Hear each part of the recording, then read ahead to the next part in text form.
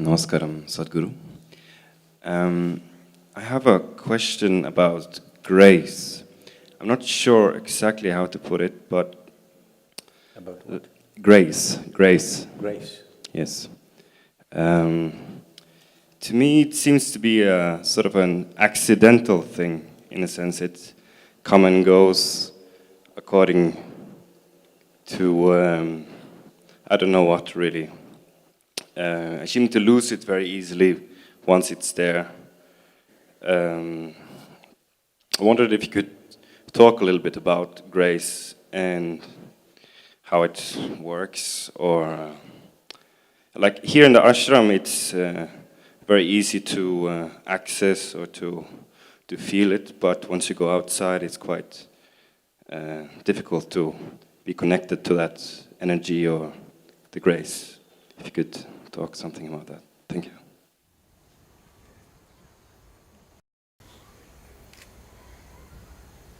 You're asking me to talk about the fragrance of this flower. How to do that? Only if you have a sensitive nose. Fantastic. Otherwise, somebody has got their nose stuffy today. Means nothing.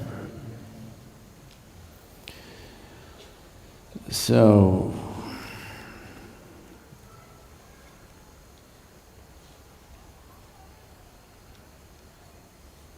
grace means nothing to a whole lot of people.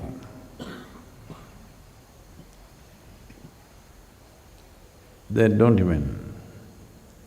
It's not that you have to think about it or you have to talk about it. It is just that if you're too full of yourself, only if you're too full of yourself, you can be unconscious of grace. In the sense, you don't even have to go to school and know about planets and solar system and galaxies and stuff. Just as a human being, if you look up, you don't know where this begins, where this ends, in the middle of nowhere. Here you are sitting on a planet spinning and… see, you're fine. Definitely not your doing, isn't it? Definitely you can't do this. Whatever is holding all this up,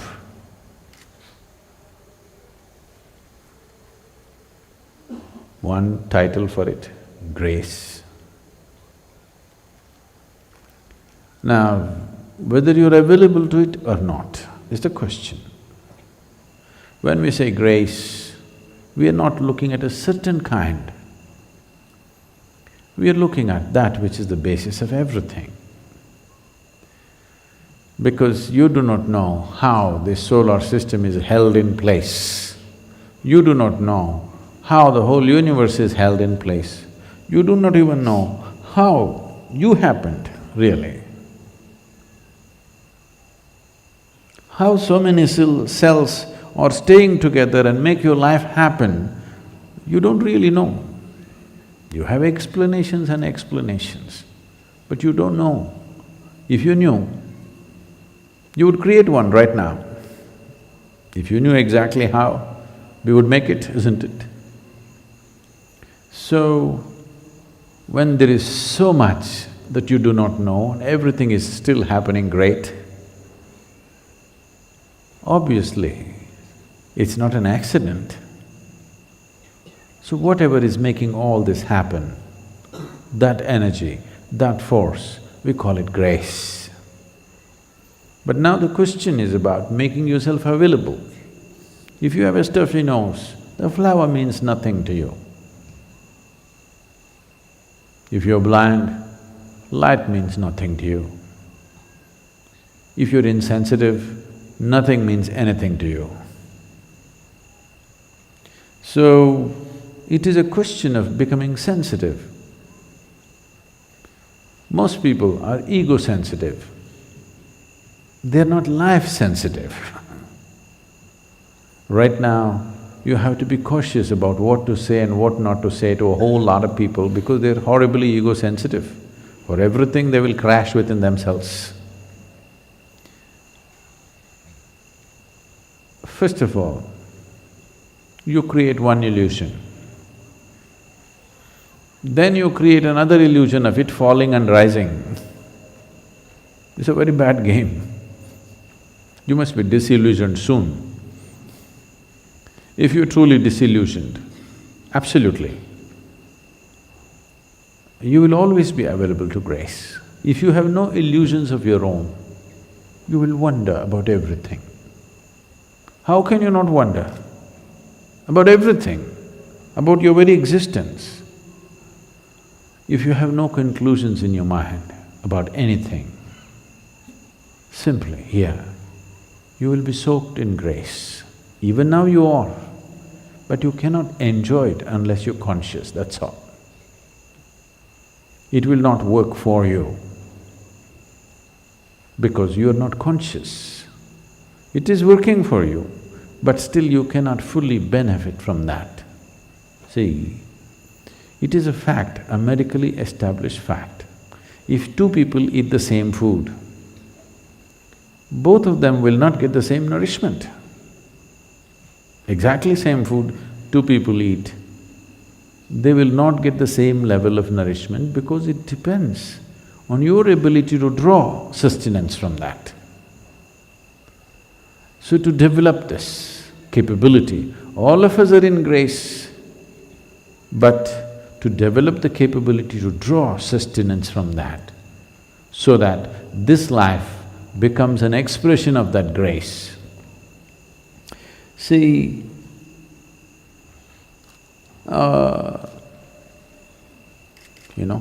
if you have smelled this flower, this is typical to southern India. Phenomenally fragrant. You think our garden department is pouring fragrance at the roots? No, they're putting filth, believe me. Yes. Even if you put filth, see how fantastic it became, because that's its nature. Because it does that, we are planting that tree, nurturing it, taking care of it, everybody's concerned how it is growing. Suppose it was giving out a smell that was unpleasant to you. Suppose it just took the filth and threw out the filth through the flower. No, we would have taken it out, isn't it? So grace brings many benefits. Once you're exuding grace, everybody wants to nurture it, everybody wants to promote it, everybody wants to be a part of it, because you're exuding grace. Now, the question is not at all about whether you're in grace or not. You are, otherwise you cannot exist. The question is only about, are you exuding grace or are you transforming this into something nasty and letting it out on everybody? Let me tell you a very well-known story in India. It's a folklore. Just about everybody in the country should know this story probably. There was a sage living in the jungle, blind of vision. He has no vision, simply sitting in one place. Rarely people pass this way. When they pass this way, they give him something and he lives by that. No vision. One day it so happened, the king and his retinue of soldiers and ministers, whatever, they all went out hunting. In the hunt, in chasing a deer, a spotted deer, they lost their way and the king got lost, separated from the group, because the king has the fastest horse. The best one, he rides. So, he went away ahead of them and got lost. They were all searching, they all got lost. And then the soldier came and asked the sage, "Did you see the king?" He said, "No." Then a commander came and asked, "Did you see?" He said, no. Then the minister came and asked, did you see? No.